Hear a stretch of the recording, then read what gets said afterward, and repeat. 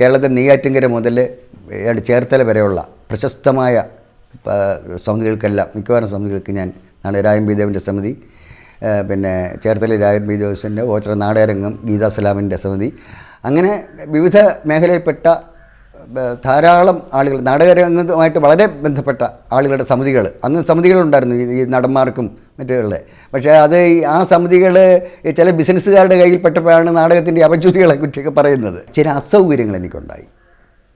കാരണം ഈ സംഘാടകരുടെ നിർദ്ദേശപ്രകാരം നാടകം തയ്യാറാക്കണം എന്നൊരു ബാധ്യതയുണ്ടായി. ട്രെൻഡുകളുടെ പിന്നാലെ പോവുക. ഒരു നാടകം ഒരു സമിതി അവതരിപ്പിച്ച് അത് വിജയിക്കുകയാണെങ്കിൽ അതിൻ്റെ ചുവട് പിടിച്ച് തന്നെ ഒരു നാടകം തയ്യാറാക്കി കൊടുക്കണമെന്ന് ആവശ്യപ്പെടുക. എന്നിട്ട് കഴിഞ്ഞ വർഷം അതിൻ്റെ തലേ വർഷം കളിച്ച നാടകം കൂടുതൽ കളിക്കാതെ വരുമ്പോൾ ഈ സെറ്റൊക്കെ പുതുമയോടെ തന്നെ ഇരിക്കും, മ്യൂസിക്കും അതുപോലെ തന്നെ ഇരിക്കും. അതുകൊണ്ട് ആ സെറ്റും ആ മ്യൂസിക്കും ആ നടീനടന്മാരെയും വെച്ചുകൊണ്ട് നാടകം എഴുതണമെന്നുള്ള സംഘാടകരുടെ ആവശ്യം. ഇതെല്ലാം കൂടെ ആയപ്പോൾ ഒരു മാനസികമായൊരു സമ്മർദ്ദം ഉണ്ടായിട്ട് എന്തുകൊണ്ടൊരു സ്വന്തമായി സമിതി തുടങ്ങിക്കൂടാ എന്നൊരാലോചന ഉണ്ടായി. അങ്ങനെയാണ് തൂലിക എന്ന സമിതി ഉണ്ടായത്. തൂലിക എന്ന സ്വന്തം നാടക ട്രൂപ്പിലൂടെ ബേബിക്കുട്ടൻ ആദ്യമായി നാടക പ്രേക്ഷകർക്ക് മുന്നിലെത്തിച്ചത് വ്യത്യസ്തമായ ഒരു കഥയായിരുന്നു. പ്രമാണി എന്ന രണ്ടാമത്തെ നാടകം നാടക ചരിത്രത്തിലെ ഒരു നാഴികക്കല്ലായി മാറി. കേരളത്തിൽ അങ്ങോളം ഇങ്ങോളം വേദികളിൽ നിന്നും വേദികളിലേക്ക് പുതിയ ചരിത്രമെഴുതിയായിരുന്നു പ്രമാണിയുടെ പ്രയാണം. പ്രേക്ഷകർ മനസ്സു നിറഞ്ഞ് ആസ്വദിച്ച നാടകമായിരുന്നു അത്. ഈ സമിതിയുടെ ആദ്യ നാടകം വളരെ പ്രശസ്തമായ ഒരു നാടകം ആദ്യത്തെ വിരുന്നെന്ന് തന്നെയായിരുന്നു. മറ്റൊരു സമിതി ഇടയ്ക്ക് വെച്ച് നിർത്തി പോകേണ്ടി വന്നപ്പോൾ ഓണക്കാലത്ത് അതിലത്തെ നടീനടന്മാർ വന്നിട്ട് എന്നോട് കേണപേക്ഷിച്ചു, ഞങ്ങളിനി എന്ത് ചെയ്യും എന്ന് ചോദിച്ചപ്പോൾ ഞാൻ ആ സമിതി ഏറ്റെടുക്കുകയായിരുന്നു. എന്നിട്ട് ആ പേര് മാറ്റി തൂലിക എന്നിട്ടു.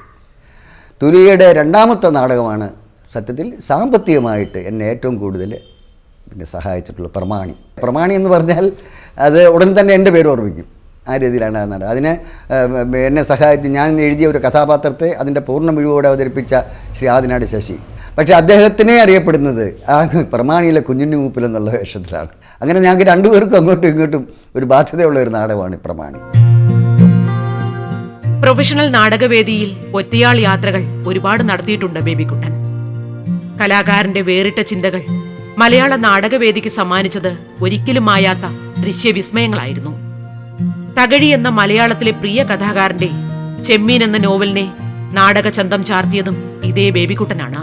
നാടകരംഗത്ത് പാശ്ചാത്യ നാടകങ്ങളുടെ ഒരു വെയിലേറ്റം ഉണ്ടായി.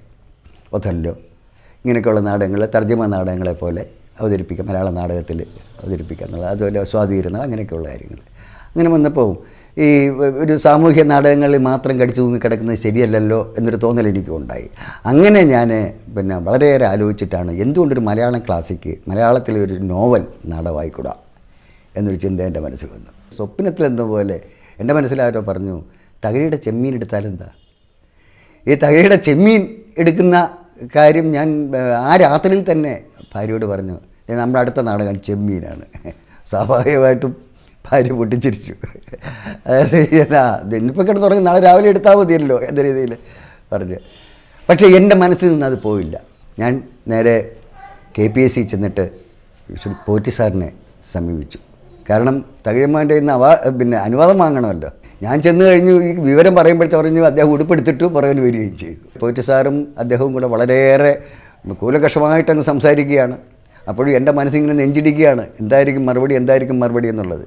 അങ്ങനെ ആദ്യത്തെ ഒരു പ്രാഥമിക പരിചയപ്പെടുത്തലിൽ പേര് മാത്രം പറഞ്ഞു, ബേബിക്കുട്ടൻ എന്നാണ് പറഞ്ഞിട്ട് വീണ്ടും അവർ KPSC നാടകങ്ങളെക്കുറിച്ചും ഇപ്പോഴത്തെ നാടക രംഗത്തെക്കുറിച്ചും നോവലുകളെക്കുറിച്ചും ഒക്കെ ഭയങ്കര ആധികാരികമായിട്ട് സംസാരിച്ചുകൊണ്ടിരിക്കുക. പിന്നെ സംസാരം കാട് കയറുന്നതിനിടയ്ക്ക് ഞാൻ പോറ്റി സാറിന് ദയനീയമായിട്ടും നോക്കി. ഇത് ഈ പയ്യനെ ഒരു ആഗ്രഹമായിട്ട് വന്നിരിക്കുക, ഇങ്ങനെ നമ്മുടെ ഒരു കൃതി നാടകമാക്കണമെന്ന്, ആ നോവൽ നാടകമാക്കാൻ. അതെ, ഏത് കൃതി? ചെമ്മീൻ. അദ്ദേഹം കുലുങ്ങി ചിരിച്ചത് ഇപ്പോഴും ഞാൻ ഓർമ്മിക്കുന്നു.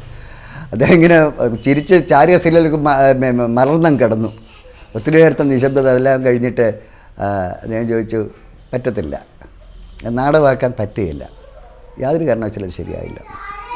അപ്പോൾ ഞാൻ വളരെ വിഷണ്ണനായി, ഞാൻ എന്ത് ചെയ്യാനൊക്കെ എന്നുള്ളത് ചോദിച്ചു. അദ്ദേഹം ചോദിച്ചു, എവിടെയാ വീട്? ഞാൻ പറഞ്ഞു, തേവലക്കര. അപ്പോൾ തേവലക്കര എനിക്ക് ഒരു സുഹൃത്തുണ്ടല്ലോ, ഒരു തേവലക്കര കുഞ്ഞുപിള്ള, അദ്ദേഹത്തിൻ്റെ അടുത്താണോ എന്ന് ചോദിച്ചു. നമ്മുടെ അദ്ദേഹത്തിൻ്റെ വീട്ടിൽ തന്നെയാണെന്ന് പറഞ്ഞു, മകനാന്ന് പറഞ്ഞു. അപ്പോഴദ്ദേഹത്തിൻ്റെ ആ ഒരു സൗമ്യഭാവത്തിൽ അദ്ദേഹം പറഞ്ഞു, ഇതിങ്ങനെ നടക്കുമോ, ഇത് ചെയ്യാൻ ഒക്കുമോ, ചെയ്യാം, ധൈര്യപൂർവ്വം പറഞ്ഞപ്പോൾ അദ്ദേഹം എനിക്ക് അനുവാദം തരികയായിരുന്നു. അത് ഭാര്യയെ വിളിച്ച് പറഞ്ഞു, അത് നമ്മുടെ കുഞ്ഞുമ്പിള്ളയുടെ മോനാ, ഒരു നാടകത്തിൻ്റെ കാര്യത്തിനാണ് എന്ന് പറഞ്ഞു, കൊടുത്താട്ടെ എന്ന് അകത്തുനിന്നൊരു ശബ്ദവും കേട്ടു. അങ്ങനെ നാടകം അതിൻ്റെ ഭയങ്കരമായ, അതായത് നമ്മുടെ റിമാൻഡിലുള്ള പ്രതികൾക്ക് പോലും ഇല്ലാത്ത രീതിയിലുള്ള വളരെ ചില നിബന്ധനകൾ അദ്ദേഹം വെച്ചുകൊണ്ടാണ് നടന്നത്. മലയാളത്തിലെ മികച്ച സാഹിത്യകൃതികൾ സിനിമയാക്കപ്പെട്ടിട്ടുണ്ട്. നാടകങ്ങളും സിനിമയായി രൂപം മാറി വന്നിട്ടുണ്ട്. പക്ഷേ മലയാളത്തിൽ ആദ്യമായാണ് ഒരു നോവൽ നാടകമാകുന്നത്. ഇവിടെ ബേബിക്കുട്ടൻ ഒരു തുടക്കമായിരുന്നു. അത് കഴിഞ്ഞ് നാടക ഉദ്ഘാടന ദിവസം അദ്ദേഹം വന്നു, മുന്നിൽ വന്നിരുന്നു, നാടകം കണ്ടുകൊണ്ടിരുന്നു. ഇൻ്റർവെല്ലായപ്പോൾ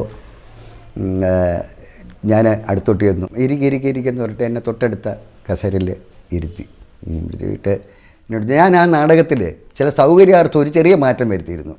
നോവലിൽ നിന്നും പളനിയുടെ തുറയിൽ ഞാൻ ഒരു അഡീഷണലായിട്ടൊരു കഥാപാത്രത്തെ അവതരിപ്പിച്ചു. ആ കഥാപാത്രത്തിൽ ഒരു മുത്തശ്ശിയെ, അദ്ദേഹം എനിക്ക് ആ കഥാപാത്രത്തെക്കുറിച്ച് ചോദിച്ചു, അങ്ങനെ ഒരു കഥാപാത്രം ചെമ്മീനിലില്ലല്ലോ എന്ന് പറഞ്ഞു. ഞാൻ പറഞ്ഞത് നാടകത്തിൻ്റെ അവതരണ സൗകര്യത്തിന് വേണ്ടി ഇങ്ങനെ ചെയ്തു പോയതാണ് എന്ന് പറഞ്ഞാൽ, അതെങ്ങനെ പറ്റും, അത് ശരിയാവുമോ, ഈ ചെമ്മീനെന്ന് പറയുന്നത് എഴുതി ഞാനിവിടെ അടുക്കളയിൽ വെച്ചിരുന്നതല്ല, ഭാഷകൾ ഒരുപാട് കണ്ടതാ, അപ്പോൾ അവിടെ ഒരു വല്യമ്മ എന്തിന് കയറി ഒന്നും ചോദിച്ചാൽ. അപ്പം ഞാൻ വല്ലാതെ വേർത്തുപോയി.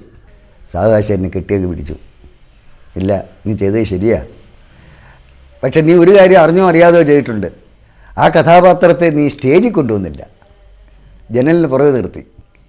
എനിക്ക് പറയാൻ ഇനി അവകാശമില്ല, നീ ജനലിൻ്റെ പുറകിനാ കഥാപാത്രം, അഭിനയിക്കുന്ന കഥാപാത്രമല്ല എന്ന് പറഞ്ഞിട്ട് അദ്ദേഹം ചോദിച്ചു. അത് എൻ്റെ ഈ നാടക ജീവിതത്തിലെ ഏറ്റവും വലിയൊരു മുഹൂർത്തമായിരുന്നു. എനിക്ക് ഏറ്റവും സന്തോഷം ഉണ്ടാക്കിയ മുഹൂർത്തമായിരുന്നു.